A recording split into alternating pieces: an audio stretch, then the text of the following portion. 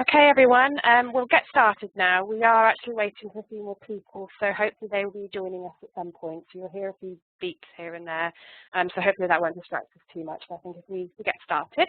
So I want to say hello, welcome to this exchange. The title of this exchange is Jisc for Efficient Buildings, and this is the fourth of a series of 5 webinars with Jisc. It'll last approximately about 45 minutes, I would expect, no longer than an hour. I would like to say a big thank you to you all for registering, and also big thank you to Rob Bristow from Jisc, Colin Pattinson from Manchester Metropolitan University, and Richard Jackson from UCL. So big thank you to you guys. My name's Lisa. I'm the Membership Services Manager here at the AUC, and hopefully, as you all know, the AUC delivers the Sustainability Exchange, which was initially a funded project by HESCI and led by Staffordshire University. So what are these exchange webinars all about? They're free lunchtime webinars on a range of different topics. Anyone can present them, so if you do have any ideas, just please get in touch with them, and we'll be really keen to get the webinars going. You can get in touch with Sustainability Exchange at eauc.org.uk and get in touch with me, or you can get in touch with Emma, who usually runs our webinars. So just a little bit of housekeeping. So hopefully everyone can hear me okay. Everyone is all on mute to avoid any background noise, so hopefully you can hear the webinar as clearly as possible. If you do have any issues with hearing anything during the exchange, please do use the chat box, which you'll see at the bottom right-hand corner of the screen. Sorry, Rob, I've just read your message box. Apologies to Colin, Leeds Metropolitan, not Manchester. Sorry, epic fail on my part. So like I was saying, if you do have any problems during the webinar, please do message me in the box, and I'll be reading all those out. So again, hopefully you will have microphones, but if you don't have a microphone enabled, that's fine. When we go over to the questions section of the webinar, you can put your question in the chat box, and I'll be reading them out to everybody. The webinar is being recorded, so you can view it again, share it with colleagues, and it'll also be available on the Sustainability Exchange. All of our exchanges are all on there, so they'll be on there probably about a few hours after the webinar finishes. We'll also be sending you a quick survey so that you can give your feedback, and on there you can give us any ideas from the other exchanges you'd like us to run. So please do. Again, that'll be sent out probably about a couple of hours afterwards, along with the guide that goes alongside this webinar. So that's it from me. I will now hand over to Rob, who will take us through the initial start of this webinar. So let me just unmute you, Rob. Where have you gone? Sorry, hang on a second. No, I should be unmuted. You're fine. Yeah. Fantastic. Over to you. Okay. Well, good morning. I hope we haven't managed to reignite the war for the roses by that transposing Colin the other side of the Pennines. But let's hope it all settles down. Welcome. I'm Rob Bristow. I'm the Jisc program manager responsible for the Green IT program, which is really what these guides and webinars are all about, is to kind of wrap up and sort of our considered view, you might say, on some of these issues. Very happy to have Colin Pattinson talking to us later, and also Richard Jackson. So for those of you who don't know, maybe, a little bit about Jisc. Our new strapline, I think this is now, the UK's expert on digital technologies for education and research, which is a pretty elastic description, I suppose. Basically, if it's about digital technology and it's to do with education and tertiary education, we probably have a legitimate interest in it. We're now a registered charity rather than a joint committee of the funding councils as we used to be, which has somewhat changed our modus operandi, but the essential drive of what we do is not really unchanged. It's really unchanged. Things you may have heard about from us, the Janet Network, over which probably most of you are participating in this webinar, and which does all the other things that you don't even think about these days. The access to scholarly resources, I think one estimate is it's saving the sector well over 75 million a year. Vast arrays of advice and guidance on all kinds of issues around the use of digital technologies and learning, teaching, well as support for research, the back office, efficiency of administration. And I think the other thing we provide is leadership and the bringing of people together, and here we are today. So that's Jisc in a nutshell. Jisc and Green IT, working in this space for about 4 years, looking to reduce the environmental impacts of the ICT within institutions, so desktop, printing, data centers, that kind of thing. But also, I think the use of ICT to drive environmental performance improvement in all the other areas.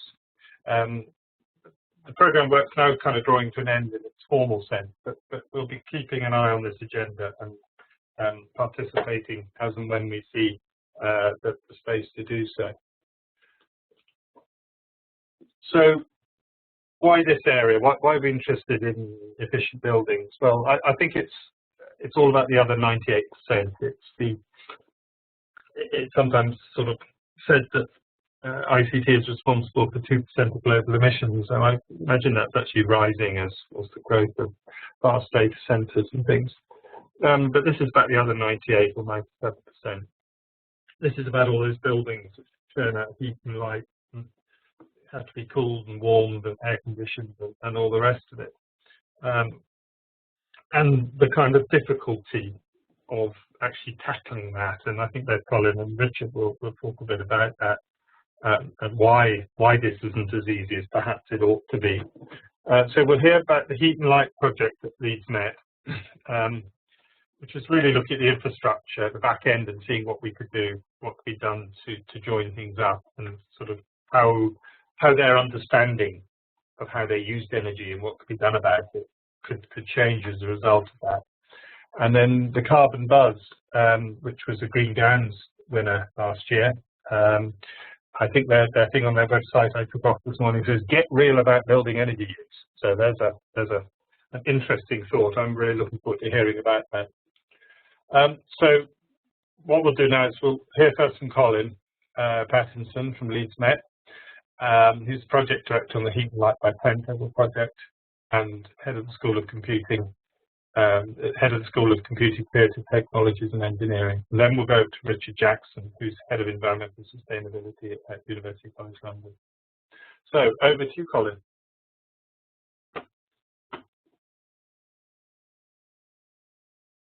Okay, thanks, Rob. First of all, being neither from Lancashire nor Yorkshire, I can take a pretty detached view of the Wars of the Roses, so I'm not too offended by the relocation. I would like to just sort of introduce and talk about the project that we've been developing with this over the last sort of year and a half, which, as Rob has said, is called Heat and Light by Timetable. It's a collaborative project between myself as an academic in the university and my colleagues Lynn Cash and Roland Cross, who are from our estates and our computer services departments respectively.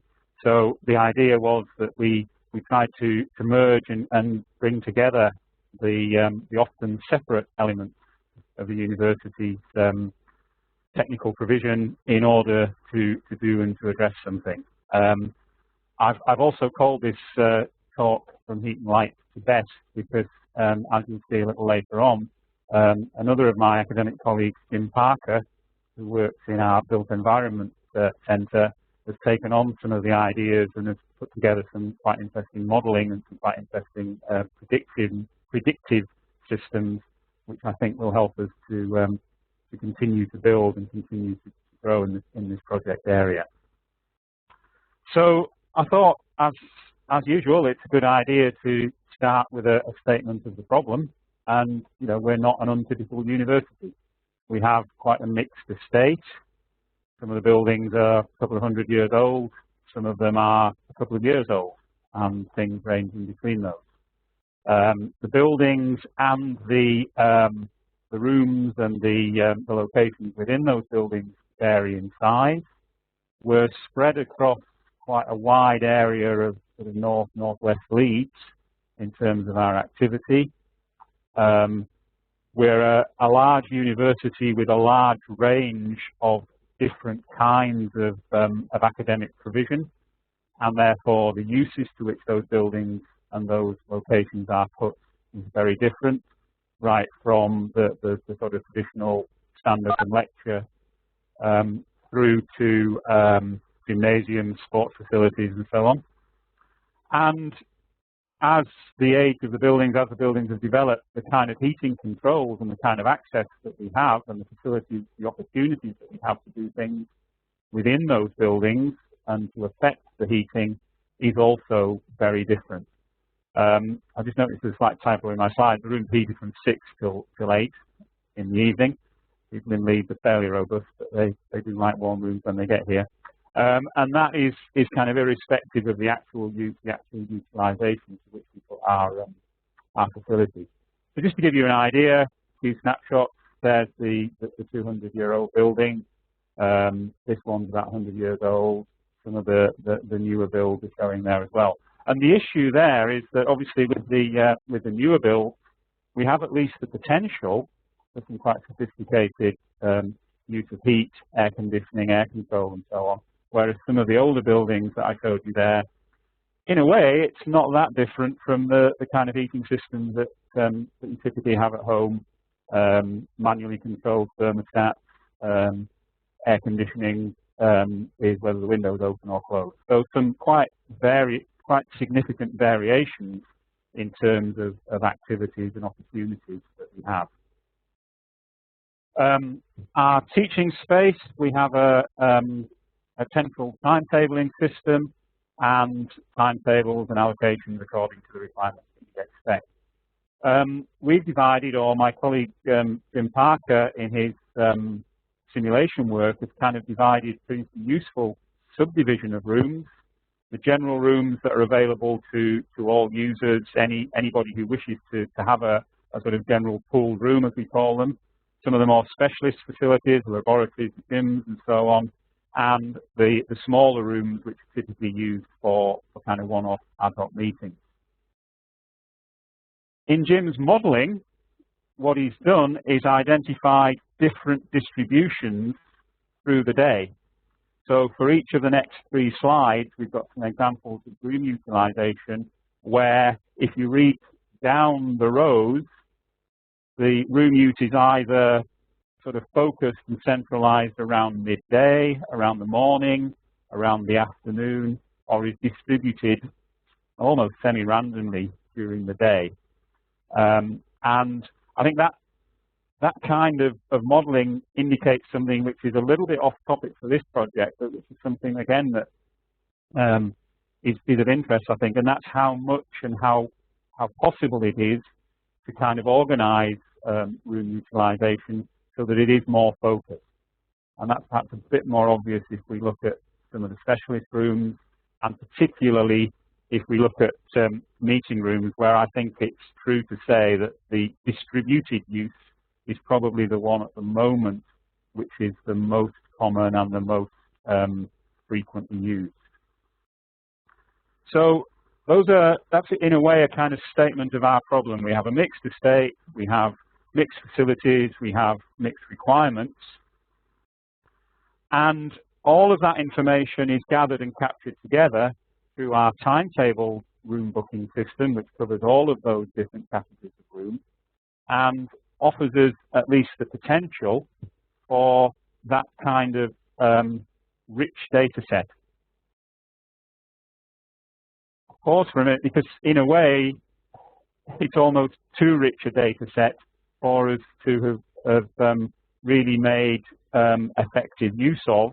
There's a lot of information in there which we could potentially use, and that's the kind of area that we need to address and need to think about what is the most appropriate data sets, what are the most appropriate data sets to use.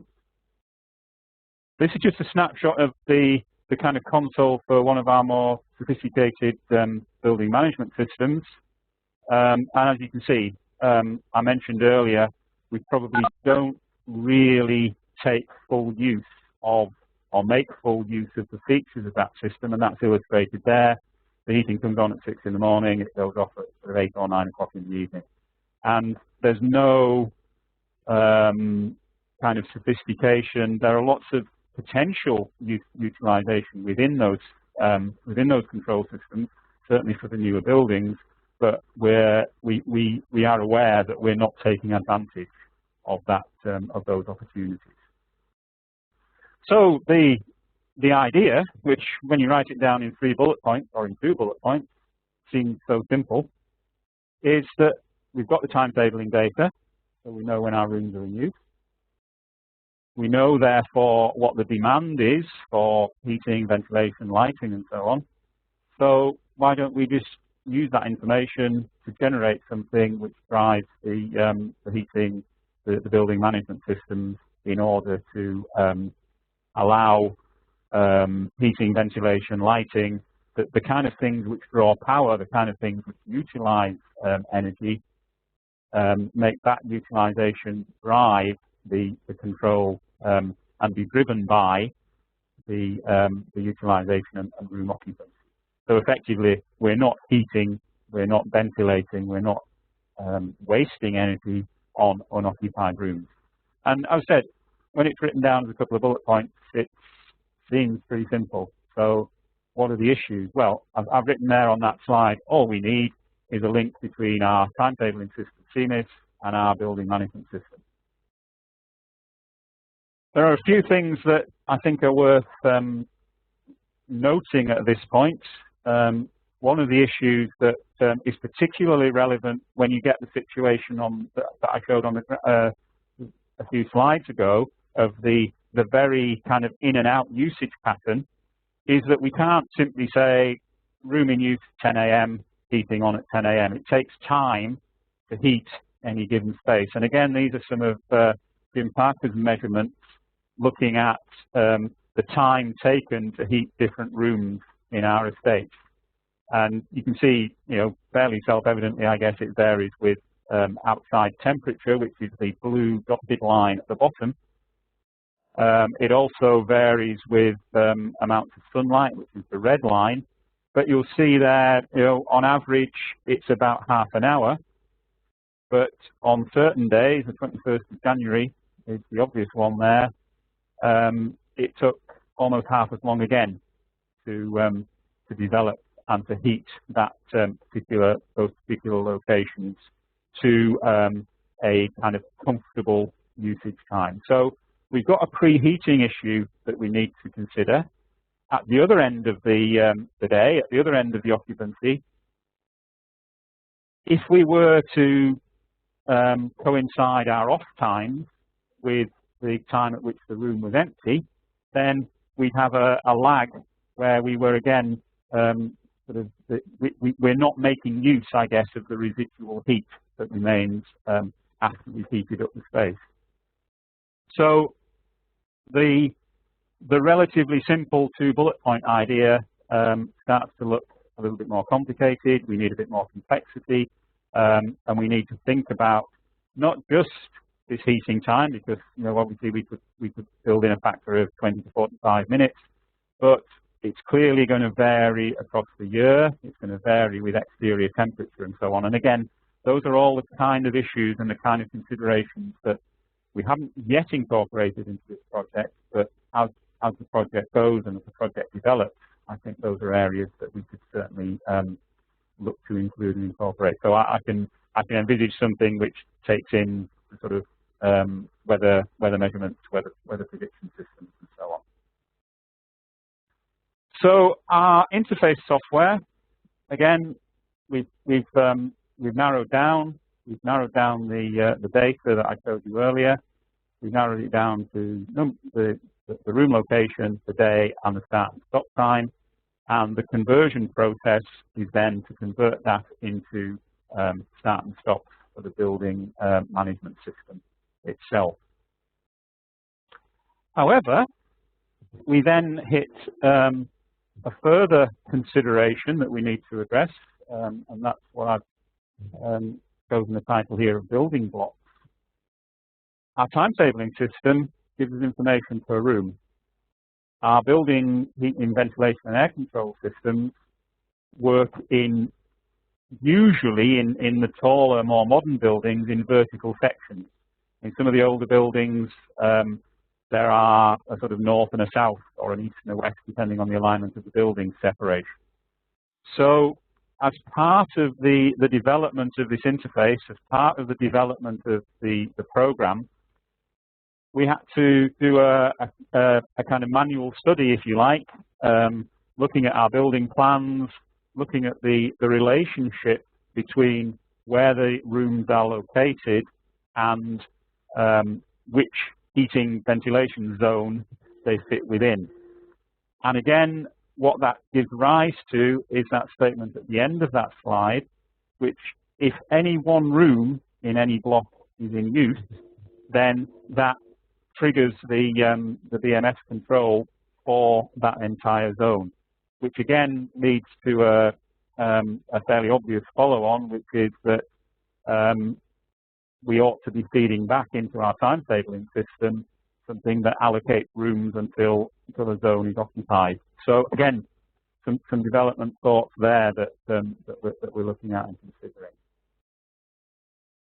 So, as I said, relatively simple in context, in concept, I mean, rather more complex to actually implement and develop. I am aware that there are other people who and other institutions who've kind of operated similar kinds of systems. I think that the difference here is that we're looking to move it forward. We're certainly looking at making the system operate more fully across more of our estate, which brings in some different challenges. But what it's done is it's given rise already to more research projects. I'm currently working with a PhD student who's extending the ideas into a different area of industry, into a different set of uses, a different set of locations. And as I mentioned earlier, Tim Parker, my colleague, has been working on a modelling project which gives us some calculated savings, and we've come up with a snappy title of Building Energy Scheduling by Timetable, which happens to work out as best in terms of that project. So what I'd like to conclude by showing you are a few slides from some of Jim's modelling work, just to indicate where we are with that. The area that we've kind of moved on to is an area which is called thermal modelling, which our built environment colleagues are experts in, and that's about looking at flows of heat and the movement of heat in and around space, because obviously you provide heat through certain locations, whether it be a radiator or a ventilator or some kind of pump system. But once that heat is in place, and wherever that heat is introduced, whether it's introduced mechanically like that or whether it's introduced simply by people using the building, that creates flows of heat, that creates movement within the air and within the airspace. And by modelling that and by incorporating that, we can come up with some estimates for our energy saving, which I think is particularly useful when you start to look at the idea of retrofitting. Much of what we've done so far has been focused on our new buildings. Like everywhere else, and like everywhere else almost everywhere else in the world, I guess, most of our buildings aren't new. And if we project forward 20, 30, 50 years old, many of the buildings that were in use 20 and 50 years ago will continue to be in use over that next period of time. Therefore, unless we can address the kind of and understand the retrofitting element of this, the fitting of better control systems into existing systems, making use of existing plants, then we're really only going to scratch the surface of the 98%. So I think those are some of the areas particularly that Jim's working on. And just to give you an idea of the kind of savings, we're looking at probably from Jim's models and from combining our systems and so on, around about 10% potential in terms of saving energy that's being currently used in heating, ventilating, lighting, some of the building stock that we've been working on. Jim's going to be presenting a paper at UCL towards the end of June this year, which will give some more detail of that. That's the kind of information that the model's giving us. You can see it's topping up at around 10% in terms of what kind of utilization, whether rooms are utilized in the morning, whether the utilization is distributed, what the booking processes and so on actually sit around.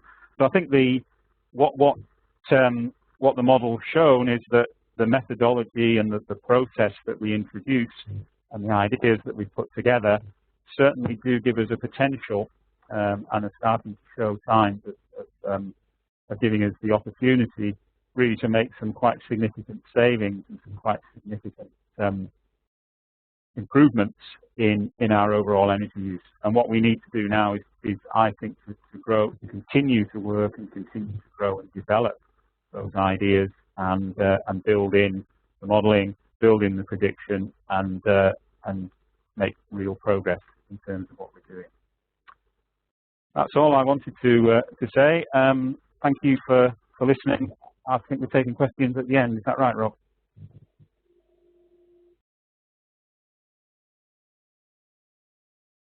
Something, yeah, pick at the end there. That's quite provoking, quite a thought-provoking statement you made. I'm going to hand on now to Richard Jackson from the University College London, and then say we'll take questions at the end, unless anyone's got anything really burning. No, let's push on and get this done, and then take the questions. So over to you, Richard. Great. Thanks, Rob. I'm hoping people can hear me. Yeah, I can hear you loud and clear, so go for it. Excellent. So I'm sorry about this, but I'm going to do a bit of a cheat. We won the Green Gown Award for technological innovation through this Carbon Buzz scheme, and what I'm proposing to do is just run the short video that we've actually produced very recently with the professor that actually developed the Carbon Buzz tool with a number of private sector partners. It's worth just noting that the tool has been in development for probably about 3 years. It was developed with UCL, ADAS, who are an architectural practice. We brought in a number of private sector developers. It's actually being used by British Land quite extensively on its properties. And as you'll hear through the video, the whole aim of the tool is to try and start to understand why we have a performance gap between the design of energy measures in buildings and then the operation of those energy measures. So if you want to run the video, let's try it.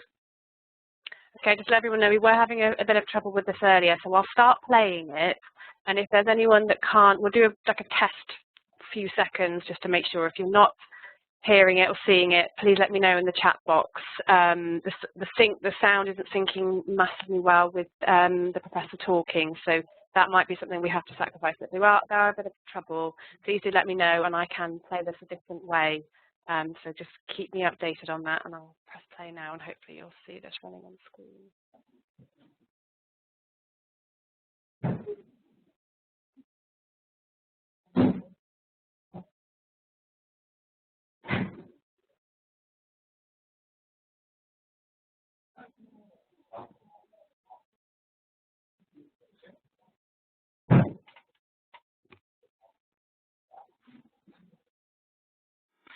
Just wanted to check at this stage that everyone is hopefully seeing and hearing, if not synced, but at least hearing and seeing everything on screen. Let me know quickly in the chat box to say no or whatever.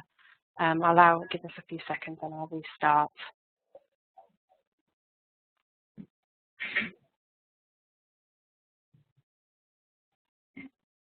Looks like everyone's happy, so I will continue with the video.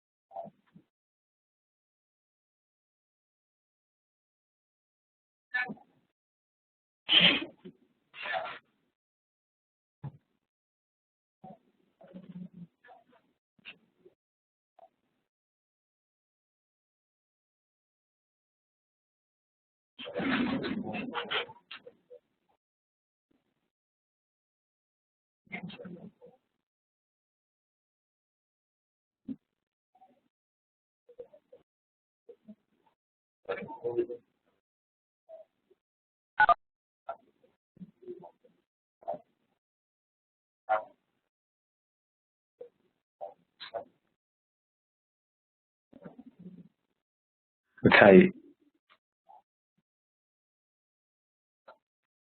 Not sure what's happened to the sound there, but like I said on the chat box, when we send around the recording and everything else, this video will be available via YouTube, so you'll be able to see it in its entirety. So hopefully we haven't lost too much there. Richard, could you go over anything there that we missed at the end? Obviously the Green Gown Award win.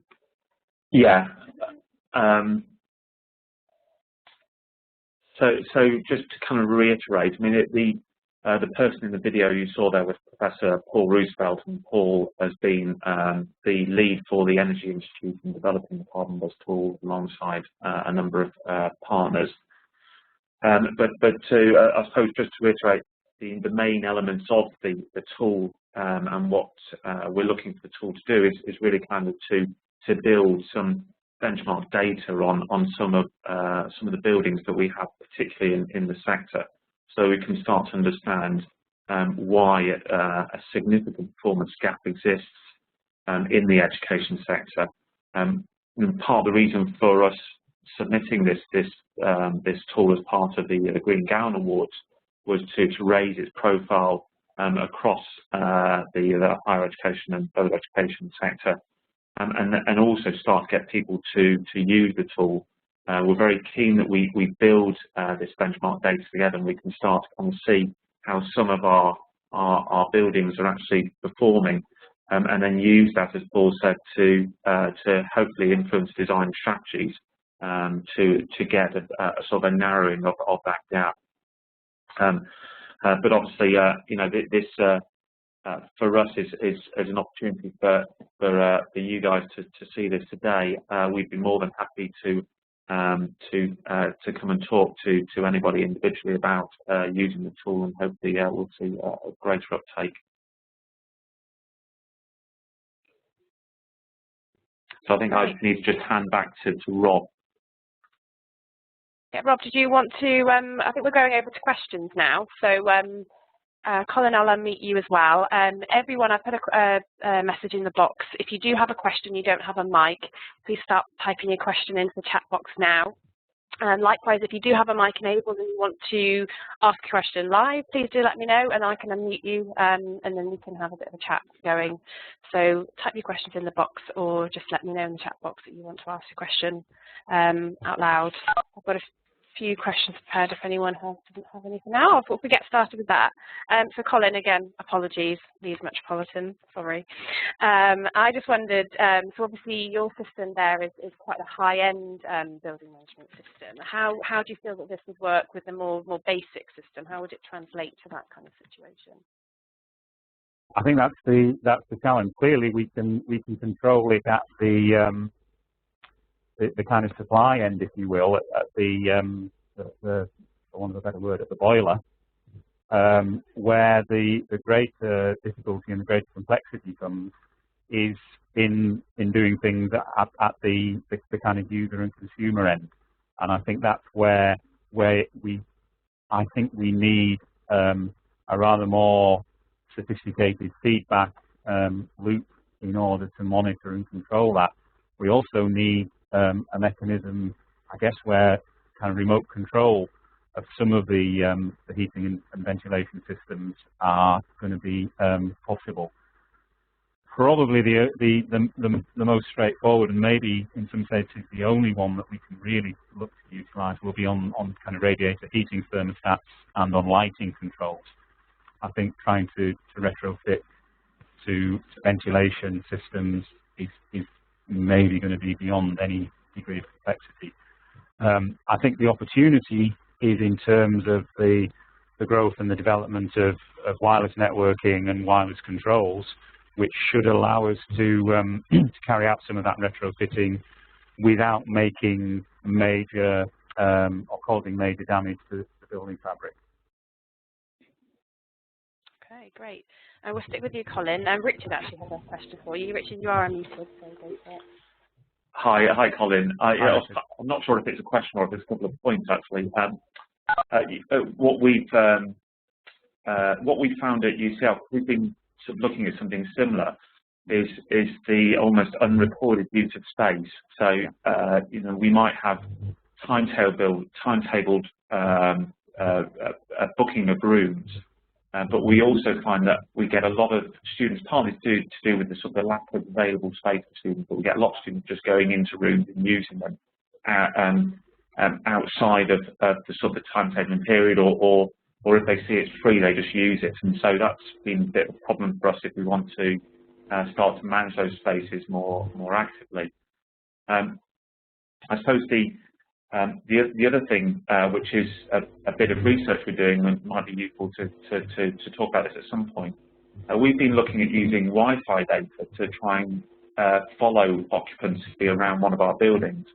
So we've been working with the Energy Institute to look at using Wi-Fi data and also card access data to start to see where rooms are being used and where zones are being used, in order that we can start to think about how we might manage energy and lighting in those particular areas. And so it might be kind of a conversation we might want to have about further research on that. Mm-hmm.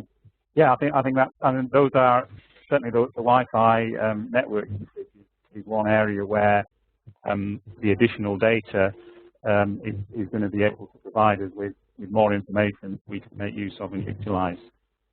Something which I didn't mention in my presentation, but my colleague is quite keen to consider as well, is that we could use things like motion sensors and you know, maybe some form of relatively low level, but sometimes security-based information as well in terms of where people are and where they're not. Going back to your comment about non-allocated utilisation, for want of a better term, yeah, I entirely agree. That is a big issue, and it's something that we have problems with as well. When I first started this project, and when I was presenting this project in its early stages, someone said to me, "You do realise you're going to make yourself very unpopular because you're the guy who's going to make the rooms cold, and people want to use them." And I thought, well, yeah, that's probably true. And you know, in a way, it's something I work in Green IT, sustainable computing all the time. Doing the technical bit to an extent is the relatively easy thing to do. The difficulty is when you have to start to then to affect and change people's behaviour, and in a sense that's what we'd be doing if we were to make things follow through in terms of non-utilization and so on. It's a question really of how far we can take the control and how we can affect behaviour, and whether we affect behaviour up front by saying you must only use rooms that have been timetabled, or whether we affect behaviour afterwards by noting that you were told in that room and therefore this is how you change it for the future. I don't know, but I think we are at that kind of cut-off point there, if you like, that tip over between the technology can allow us to do things. The next step is to look at how people behave and understand that and factor that in, and that's obviously a much bigger and a much more complex set of problems, set of issues.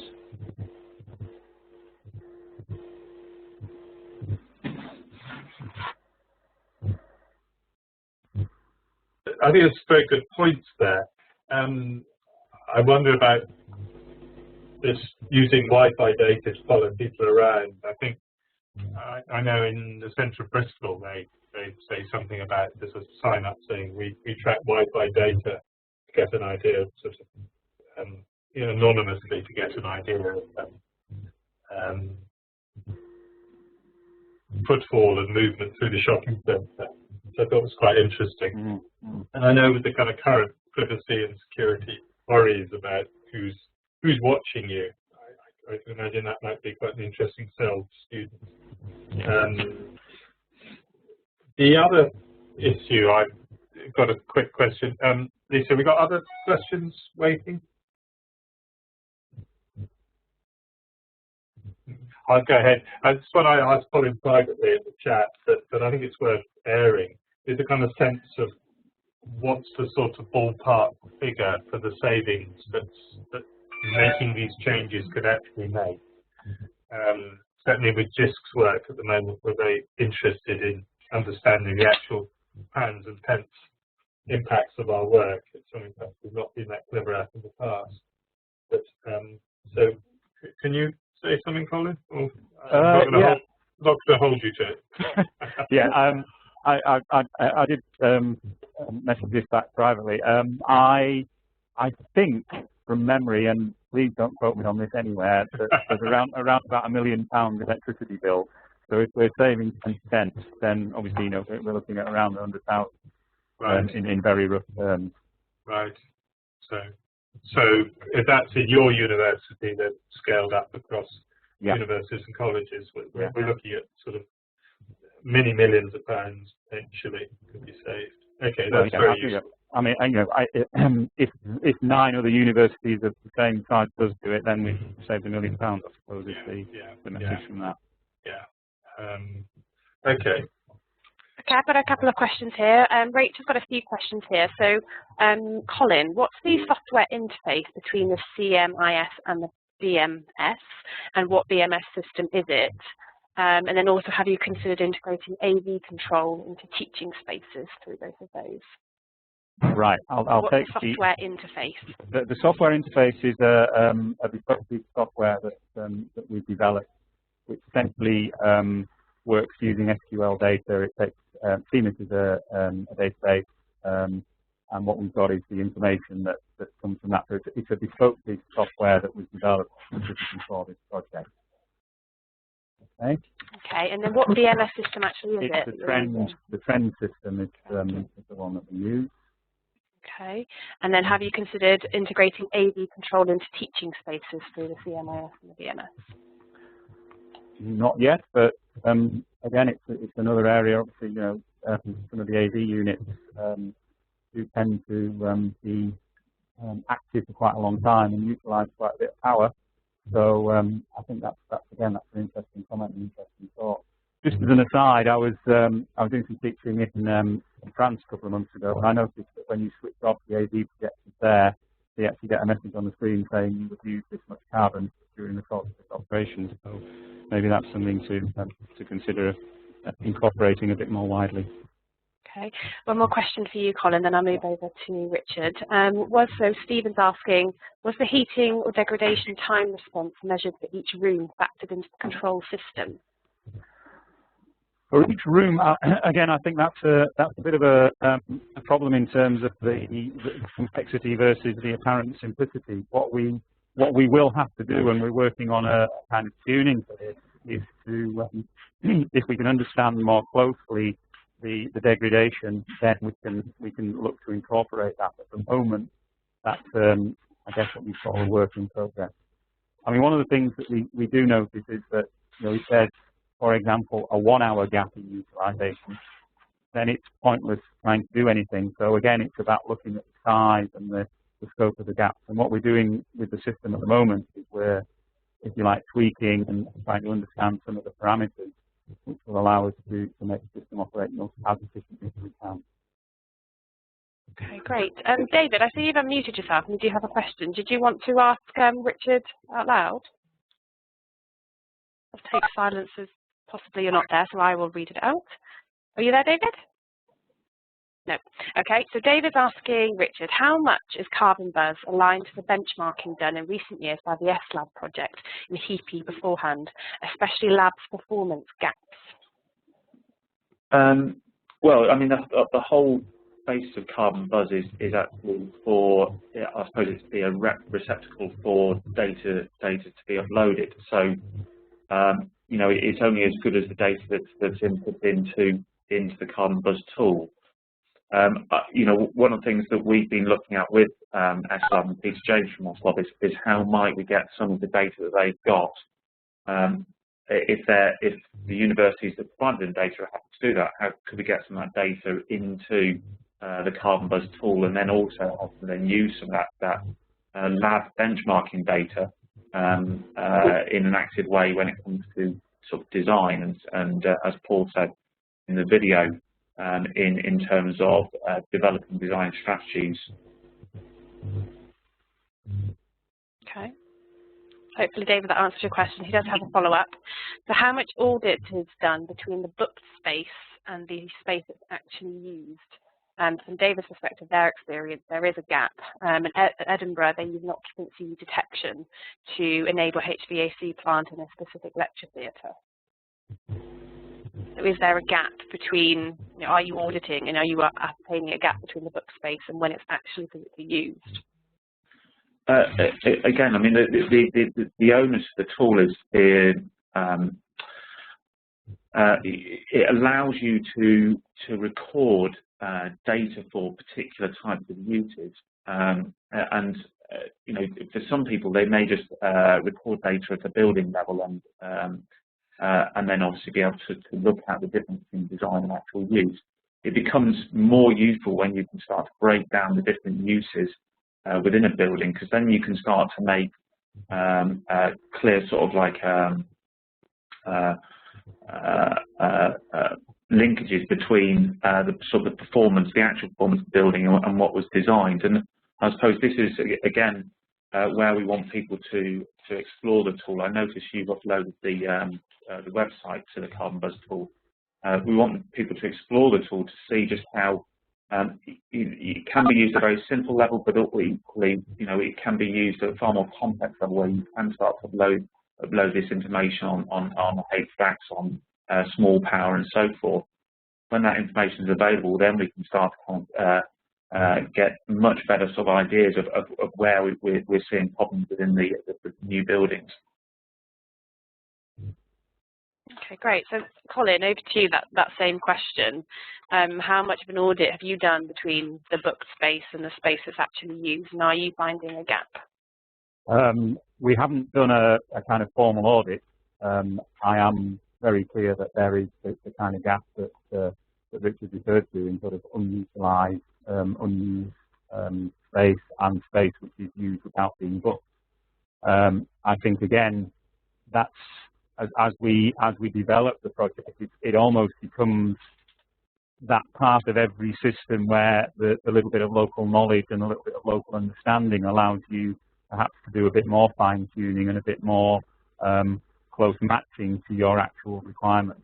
But I am, you know, without even having done any kind of formal audit, I'm absolutely certain that there is a gap, and I think that gap is in certain areas at certain times of the year probably quite significant. great. I just put a message on there if there are any other final questions. Quick one for you, Richard. I mean, in terms of uploading all of the data into Carbon Buzz, how much effort is actually required on the institution's part in uploading it? Yeah, interesting. We've made this a requirement for any of our consultants who are now working on projects with us, so that we can start to use Carbon Buzz as a way of tracking carbon, both design and then actual performance for the projects we're delivering.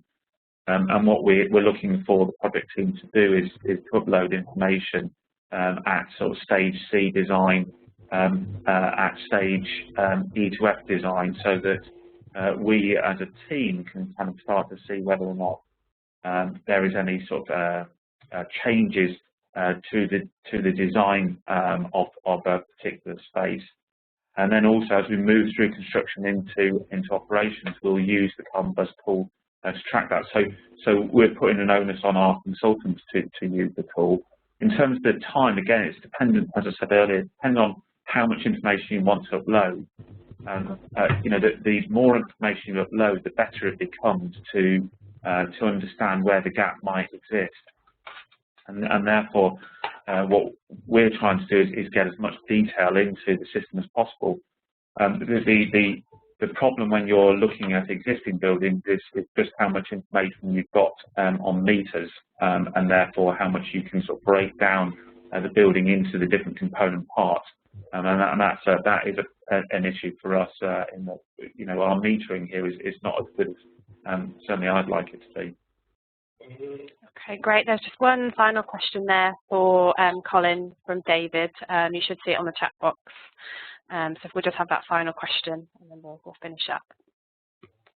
Yeah, I think that's an interesting question. It's not something that we've looked at doing a kind of comparative study, but I think that's something that I am pretty much in favour of keeping it simple as far as possible. I think the issue we have probably in terms of very local control is the variation of occupancy and the changes in use. So I think that's going to be an issue that we need to factor into that. But I think we do need to, in all of these situations, you know, get a trade-off between complexity versus actual utilisation, and there is always the danger when you get into computing that you end up building something which is far complex than it actually provides any savings. But I think in this case, we do need to look at the complexity and making it as far as we can. Okay, great. I think we'll finish up there. We're now on to the hour. So, Rob, is there anything else that you wanted to finish off by saying? Rob, are you there? Yeah, sorry. Yeah, can you hear me? Yeah. Just thank our speakers. I think that's been, actually, of all the webinars we've done so far, that's been the best discussion session we've had. So it shows that either you're provoking people, or you know, that this is obviously a very important area that I think a lot of people are going to need to grapple with. So it's very good to get such a full and frank debate going on. So thank you both to Colin and Richard, and to the EAUC for hosting this, and to all of you for attending, and look forward to further conversations in the future. Great, thanks, Rob. So as I said at the start, this is all being recorded, so this will be available on the Exchange to it. We'll send you a link to the full video so you can hopefully watch that in its entirety, fully synced up with sound. So really apologies for the sound issues there. We also have all of the guides on the Sustainability Exchange. So there you can see the other 3 in the series, and then we've got number 5, which is actually on the 12th of February. So there is one more left in this series, but you can view all the other ones recorded on the Exchange with the guides that go with it. So please do have a look, but I will send you all the links to all of those with a survey as well, just to capture any thoughts on the session today, and also any ideas for any future exchanges you'd like us to put together. So again, I would like to reiterate thank you to Rob, Colin and Richard for your time today. Really appreciate it. And thank you for everyone for attending. And we'll see you on the next exchange. Thank you. Thanks.